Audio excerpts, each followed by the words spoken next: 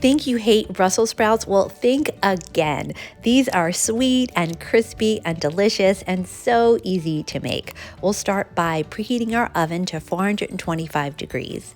And then we'll take out our Brussels sprouts, cut just a little bit of the bottom stems off, and then cut them in half from top to bottom.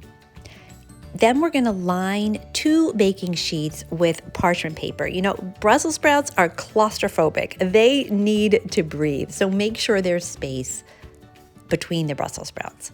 Then you're gonna take some high quality extra virgin olive oil, drizzle it onto the Brussels sprouts and toss so that they are evenly coated. Then you're gonna put them into your, what should be now fully preheated oven at 425 degrees for about 20 minutes. I like to switch my baking sheets halfway through.